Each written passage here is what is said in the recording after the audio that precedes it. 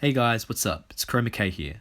I'm a gamer, I love tech, and today I'm going to be showing you the differences between the Razer Death Adder Elite and the newly released Razer Basilisk. Let's check them out. Now, before I jump into the differences, let's start with similarities. First of all, they're both Chroma enabled, they both weigh about the same amount, both cost about the same amount, and they're excellent gaming mice. The first noticeable difference between the two mice is the size. The Razer Basilisk is a fair bit smaller, so if you happen to have chunky man hands, you'll probably find that it's a bit too dainty for your liking. The bottom of the Basilisk is also more curved than the Death Adder Elite, so that's something to consider in terms of your grip and the ergonomics. The side thumb groove located on the Basilisk is easily the biggest difference between the two mice. I personally find it extremely comfortable. The rubber on the side of the Basilisk also seems to have more grip than the Death Adder Elite as well, which is useful when you're moving the mouse around.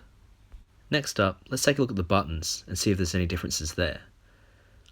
Now, with the Death Adder Elite, it has that really nice clicky feel when you're pressing down on the left or right mouse button, and the Basilisk is much the same.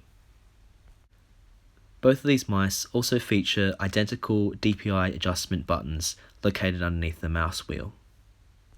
In terms of the side buttons, the ones on the Basilisk are much smaller than the Death Adder Elite, but you do get the extra FPS clutch button. The ones on the Death Adder Elite, as you can see, are much more prominent. They're also clickier too, which I actually prefer. But I do like having the extra FPS button on the Basilisk. Another great feature of the Basilisk is that you can adjust the tension of the mouse wheel with a little button that's located on the bottom of the mouse.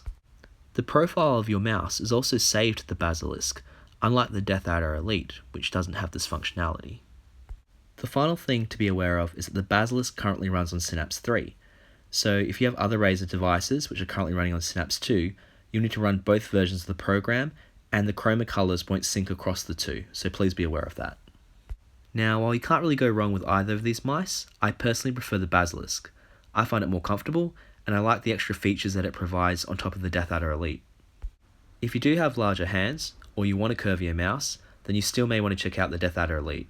Otherwise, go for the Basilisk. And there you have it. Hope you found this comparison useful, but if you do have any other questions, just drop me a comment below. Otherwise, make sure you like and subscribe for more from Chroma K. Laters.